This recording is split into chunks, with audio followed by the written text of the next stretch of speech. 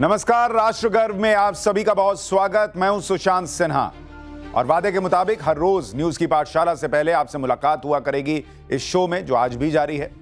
यह मुलाकात एक ऐसी कहानी के साथ होती है जो आपको अपने देश पर गर्व करना सिखाए, जो आपको राष्ट्र गर्व से भर दे, क्योंकि कोई भी देश परफेक्ट नहीं होता। लेकिन भारत जैसे विशाल देश में, जहां 140 करोड़ से ज्यादा देशवासी रहते हो, वहां बहुत कुछ ऐसा है और हो रहा है जिस पर हमें गर्व करना चाहिए।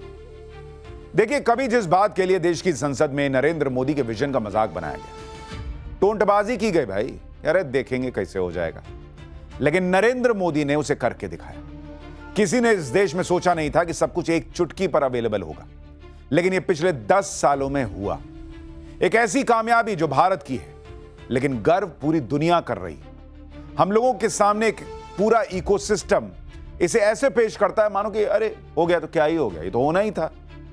लेकिन आज राष्ट्र गर्व में इस कहानी को आप सुनेंगे तो आप खुद कहेंगे कि यार 10 साल में कमाल तो हुआ है।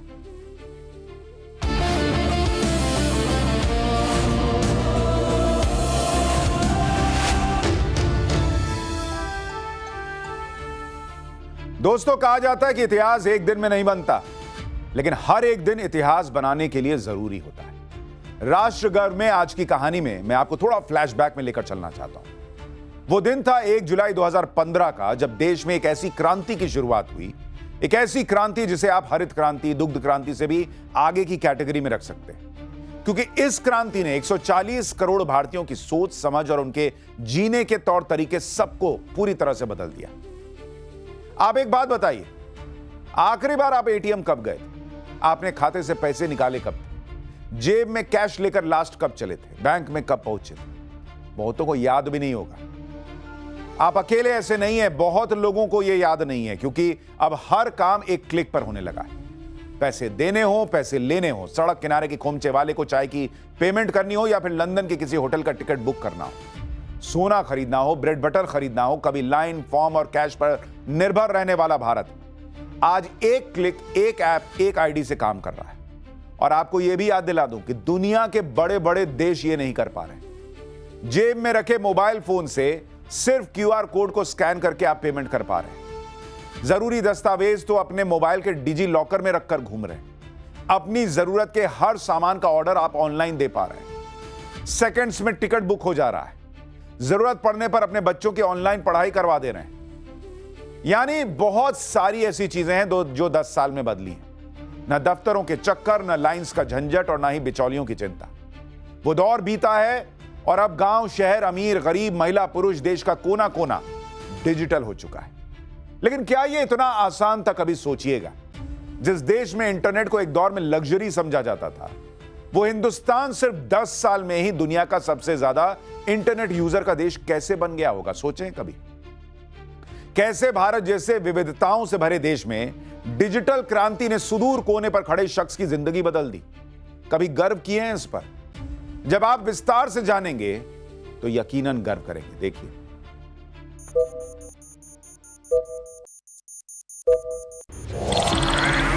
अंग्रेजों की परंपरा की बदौलत सरकार और जनता के बीच में एक भरोसे की बहुत बड़ी खाई थी, और इसलिए समय की मांग थी कि सामान्य मानवी की जिंदगी में से सरकार कम होती चली जाए, सरकार हटती जाए। Minimum government, maximum governance. 1 जुलाई 2015 यही तारीख थी जब दुनिया की 8 अरब की आबादी का हिंदुस्तान के 140 करोड़ लोगों के एक अद्भुत, अतुलनीय और अविश्वसनीय सपने से साक्षात्कार हुआ। ये सपना था डिजिटल इंडिया का। मिनिमम गवर्नमेंट, मैक्सिमम गवर्नेंस, इस सपने को साकार करने में टेक्नोलॉजी बहुत बड़ा रोल प्ले करती है, और ई गवर्नेंस बहुत ही तेजी से एम गवर्नेंस में बदलने वाला है। यही वो सपना था जिसने देश में डिजिटल क्रांति की नींव रखी। 2014 में इंटरनेट की पहुंच सीमित थी। मोटे तौर पर आंकड़ा यह है कि जब नरेंद्र मोदी ने दिल्ली की सत्ता संभाली तो देश में इंटरनेट यूजर्स की संख्या थी करीब 25 करोड़। इसमें ब्रॉडबैंड वाले इंटरनेट की संख्या थी 6.1 करोड़। मतलब कुल कनेक्शन का 1/4, बाकी सब मोबाइल इंटरनेट या कोई और तरीका। आपको जानकर आश्चर्य ही नहीं होगा, गर्व भी होगा कि आज की तारीख में देश में इंटरनेट यूजर्स की संख्या करीब 100 करोड़ है। जी हां, 100 करोड़। भारत के 96% गांव में इंटरनेट पहुंच चुका है। लेकिन ऐसा पहले नहीं था। पहले डिजिटल बोलने पर ही लगता था पता नहीं क्या होगा, कुछ स्पेशल टाइप की फील आती थी। जब सरकारी सेवाओं की ऑनलाइन पहुंच भी बेहद सीमित थी, लेकिन एक जिद थी, संकल्प था और एक सपना था देश के पंत प्रधान का। तो मेरा भी यही सपना है कि भारत में हर हाथ में स्मार्टफोन हो, हर खेत में ड्रोन हो और हर घर में समृद्धि हो। लोगों को संदेह था कि भारत जैसा विशाल और विविध देश वास्तव में डिजिटल बन सकता है या नहीं। आज इस सवाल का जवाब डेटा और डैशबोर्ड में नहीं, बल्कि 140 करोड़ भारतीयों के जीवन में हुए क्रांतिकारी बदलाव के जरिए दिया जा चुका है। विकसित भारत, न्यू इंडिया की ये यात्रा डिजिटल इंडिया के साथ कदम से कदम मिलाकर पूरी होगी। आज हम देख रहे हैं इंडिया एआई मिशन जैसी योजनाओं से भारत ग्लोबल एआई लीडरशिप की दिशा में आगे बढ़ रहा है। प्रधानमंत्री नरेंद्र मोदी ने जो कहा वही सच्चाई है। एक दौर में लग्जरी माना जाने वाला इंटरनेट आज कश्मीर से कन्याकुमारी और कच्छ से कामरूप तक देश के आखिरी छोर पर खड़े भारतीय की जिंदगी का अहम हिस्सा है। शासन से लेकर शिक्षा, लेन देन और निर्माण तक डिजिटल इंडिया हर जगह है, हर तरफ है। जरा गौर कीजिए। 2014 में देश में करीब 25 करोड़ इंटरनेट कनेक्शन थे। आज ये संख्या बढ़कर 97 करोड़ से ज्यादा हो चुकी है। 42 लाख किलोमीटर से ज्यादा ऑप्टिकल फाइबर केबल, जो पृथ्वी और चंद्रमा के बीच की दूरी का 11 गुना है, अब देश के सुदूर गांवों को भी जोड़ रही है। भारत नेट प्रोजेक्ट के तहत देश की 2,18,000 ग्राम पंचायतें इंटरनेट से जुड़ चुकी हैं। 2015 में शुरू किया गया डिजिटल इंडिया कार्यक्रम एक परिवर्तनकारी शक्ति बन चुका है, जिसने भारत की विकास गाथा की गति को बदल दिया है। 10 साल के दौरान 54 करोड़ से ज्यादा जनधन खाते और 69 करोड़ से ज्यादा आयुष्मान भारत डिजिटल खाते खोले जा चुके हैं। इंडिया स्टैक ने यूपीआई जैसे प्लेटफॉर्म को सक्षम बनाया है, जो अब सालाना 100 बिलियन से ज्यादा लेन देन करता है। दुनिया में होने वाले कुल रियल टाइम डिजिटल ट्रांजैक्शन में से करीब आधे भारत में होते हैं। आज दुनिया के 40% रियल टाइम डिजिटल पेमेंट्स अकेले भारत में होते हैं। दुनिया में भारत के डिजिटल इंडिया को एक बहुत बड़ी मान्यता मिली है। 131 बिलियन ट्रांजैक्शंस बाय वॉट। लेकिन एक ऐसा वक्त भी था जब सरकार विरोधियों को यह असंभव लगता था। 2017 में पूर्व वित्त मंत्री पी चिदंबरम ने क्या कहा था, जरा गौर से सुनिए। Go to your village fair, buy potatoes and tomatoes and pay 7 rupees 50 paisa by a credit card. What will the poor lady do? Does she have a POS machine there? Is it connected to a electricity source? Is there Wi-Fi there? Is the internet working there? Do you know that every village has got a village fair? यही वो सोच थी जिसने देश में digital क्रांति को रोका हुआ था। लेकिन प्रधानमंत्री नरेंद्र मोदी ने इसे चुनौती के तौर पर लिया और आज डिजिटल क्रांति की संकल्प सिद्धि साकार हो चुकी है। डिजिटल इंडिया अब सिर्फ एक सरकारी कार्यक्रम नहीं रहा, ये जन आंदोलन बन चुका है जो आत्मनिर्भर भारत के निर्माण का केंद्र है और दुनिया अगली डिजिटल क्रांति के लिए भारत की ओर देख रही है। और हम आपसे यूं ही नहीं कह रहे कि यह राष्ट्र गर्व से भरने वाली खबर है, क्योंकि एक देश के तौर पर जब अंदर ही लोग मजाक बना रहे थे क्या कहां से हो जाएगा, इस देश ने कर दिखाया। अमेरिका, बड़े बड़े देश चले जाइए, नहीं है यूपीआई पेमेंट उनके पास, कार्ड और कैश लेके घूमते हैं लोग, आप मोबाइल से सब काम कर देते हैं। ये इस देश में हुआ है। क्या आपने आज किसी को क्यूआर कोड स्कैन कर पेमेंट किया है क्या? अगर हां, तो आप दुनिया के उन 50% लोगों में शामिल हैं जो अपना ज्यादा से ज्यादा लेन देन डिजिटली कर रहे हैं। प्रधानमंत्री नरेंद्र मोदी की विजनरी नीतियां क्या कमाल कर सकती हैं, इसे आप इस बात से समझिए कि भारत ने फास्ट और सिक्योर डिजिटल पेमेंट सेक्टर में दुनिया में पहला स्थान हासिल कर लिया। आईएमएफ यानी इंटरनेशनल मॉनेटरी फंड और IACI जैसी प्रमुख अंतर्राष्ट्रीय संस्थाओं ने यूपीआई की तारीफ की है बॉस। यूपीआई अब दुनिया का सबसे बड़ा retail real time payment system बन गया है। यूपीआई की मदद से लोग एक ही मोबाइल ऐप से अपने कई बैंक अकाउंट को जोड़ पा रहे हैं और कुछ ही सेकंड्स में सुरक्षित कम लागत वाले लेन देन कर पा रहे हैं।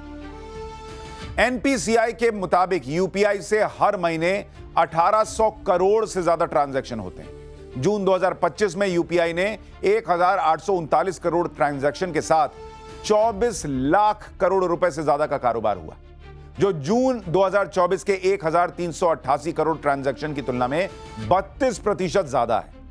आज देश में 85% डिजिटल पेमेंट यूपीआई के जरिए हो रही है, जिसमें 49 करोड़ से ज्यादा यूजर्स, करीब 6.5 लाख कारोबारी और 675 बैंक एक ही प्लेटफॉर्म पर जुड़े हुए हैं। और इसलिए मैं कह रहा हूं कि ठीक है, रोज हम यूज कर रहे हैं तो हमको लगता नहीं, लेकिन बॉस ये बहुत बड़ी उपलब्धि है इस देश की, जिस पर हमें गर्व होना चाहिए। और बात इतने पे ही खत्म नहीं होती। यह भी जान लीजिए कि यूपीआई का डंका अब देश की सरहदों के पार बज रहा है। UAE, Singapore, Bhutan, Nepal, Sri Lanka, France और मॉरिशस में भी यूपीआई उपलब्ध है। यानी इन देशों में भी आप उसी तरह मोबाइल से क्यूआर कोड स्कैन करके पेमेंट कर सकते हैं जैसा अपने यहां भारत में करते हैं। यूरोप की बात करें तो फ्रांस में यूपीआई की शुरुआत हो चुकी है और कई देश भारत के पेमेंट सिस्टम यूपीआई को लेने की कतार में खड़े हैं और अपने देश का हाल जानना चाहते हैं तो खुद देख लीजिए। दिल्ली में टैक्सी वाले को पेमेंट करना है या दार्जिलिंग में रेस्टोरेंट का बिल चुकाना है? कोलकाता में रिक्शे वाले को किराया देना है या जैसलमेर में ऊंट की सवारी का टिकट लेना है? कैश जेब में नहीं है, कोई टेंशन नहीं, बस इतना पूछ लीजिए कि ऑनलाइन पेमेंट हो जाएगा। अगला बंदा तुरंत क्यूआर कोड सामने रख देगा। यही सच्चाई है। यूपीआई अब देश भर में रोजमर्रा के लेन देन का प्रमुख जरिया बन चुका है। लेकिन क्या ये एक दिन में हो गया? जी नहीं।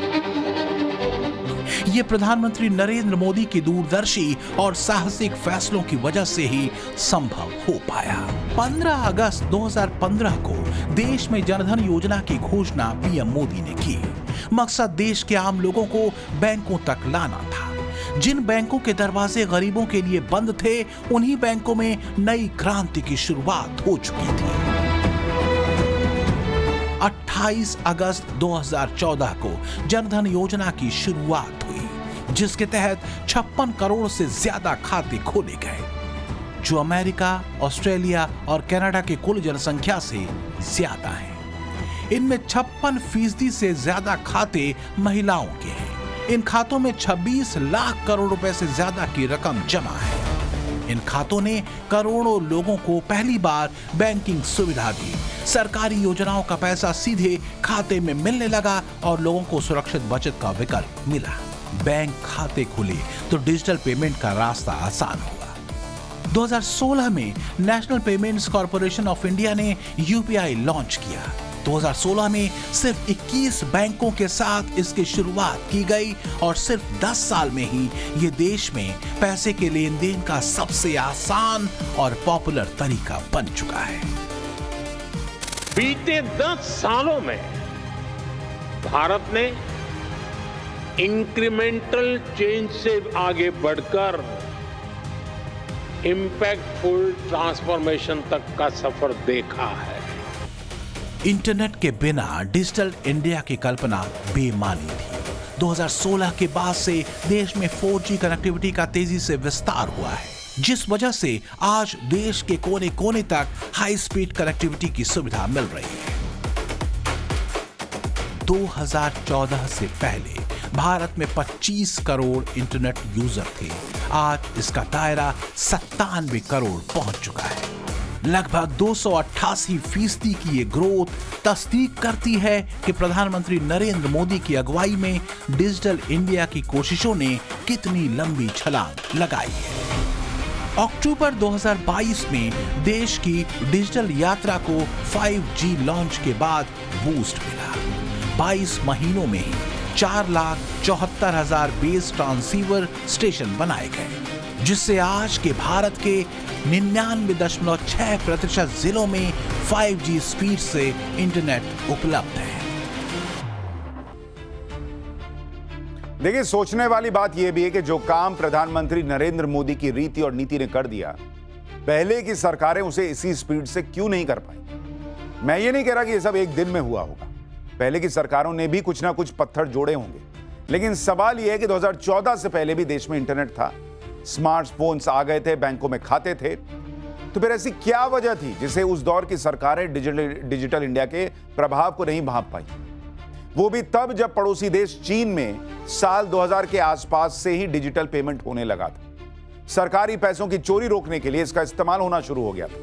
और आपको जानकर हैरानी होगी कि चीन में डिजिटल पेमेंट की क्रांति की शुरुआत अलीबाबा ग्रुप ने की। साल 2004 में अलीपे लॉन्च किया गया, जिसे 2009 में मोबाइल वॉलेट में बदला गया, जो मौजूदा वक्त में करीब 1.25 अरब से ज्यादा इस्तेमाल हो रहा है। और यह संख्या इतनी बड़ी है कि यह दुनिया का सबसे बड़ा मोबाइल पेमेंट प्लेटफॉर्म है। लेकिन आप रफ्तार देखिए बॉस, चीन में 2004 में, भारत में 2015 में, लेकिन फिर भी डिजिटल पेमेंट के मामले में भारत चीन को पीछे छोड़ चुका है। यूरोप के कई विकसित कहे जाने वाले देशों में 21वीं सदी के 26वें साल तक यह फैसिलिटी नहीं पहुंची है, जो अपने देश में है कि नहीं। है राष्ट्र गर्व की बात। मोबाइल पर QR कोड स्कैन कीजिए और सेकंड्स में हजारों की रकम ट्रांसफर हो जाती है। लेकिन डिजिटल इंडिया का दायरा यहीं तक सीमित नहीं है। डिजी लॉकर एक अलग लेवल की क्रांति है। डिजिटल इंडिया का ही हिस्सा है ये डिजी लॉकर। इसी तरीके से एयरपोर्ट के अंदर जाना हो, वहां आप देखिए, आप जो है वो आराम से अपना मोबाइल पे अपना वो टिकट डालिए और उसके बाद आप जो है वहां पर आराम से चेहरा स्कैन करके आपको एंट्री मिल जाती है। लेकिन खैर, डिजी लॉकर की बात कर रहा था, ये क्या चीज है। और डिजी लॉकर को लेकर प्रधानमंत्री नरेंद्र मोदी ने डिजिटल लॉकर की शुरुआत 1 जुलाई 2015 को की। डिजी लॉकर एक तरह से डिजिटल तिजोरी है, जिसके जरिए आप Aadhaar card, driving licence, PAN card और वोटर ID कार्ड जैसे कई तरह के दस्तावेजों को डिजिटली सेव करके रखते हैं। और इसके अलावा डॉक्यूमेंट्स की फिजिकल कॉपी को अपलोड करके डिजी लॉकर में सेव करके रख सकते हैं। इसके लिए कोई चार्ज भी नहीं देना पड़ता, यानी दस्तावेजों को थैले में भरकर इधर उधर घूमने की बजाय सब मोबाइल में अवेलेबल है और जब जरूरत पड़ी तब इस्तेमाल कर लिया। मौजूदा वक्त में देश के 54 करोड़ से ज्यादा लोग डिजी लॉकर का इस्तेमाल कर रहे हैं। यह भी गर्व से भरने वाली बात है। आज देश रिपब्लिक ऑफ इंडिया से डिजिटल रिपब्लिक ऑफ इंडिया बन रहा है। यही तो है राष्ट्रगर्व, जिसे हम भूल जाते हैं कि हमारा देश कैसे चमक रहा है, आगे बढ़ रहा है। आज के लिए राष्ट्रगर्व में इतना ही। आगे फिर राष्ट्रगर्व में एक नई स्टोरी के साथ मुलाकात होगी। फिलहाल इजाजत दीजिए। रात 8:50 पर पाठशाला में मिलेंगे। नमस्कार।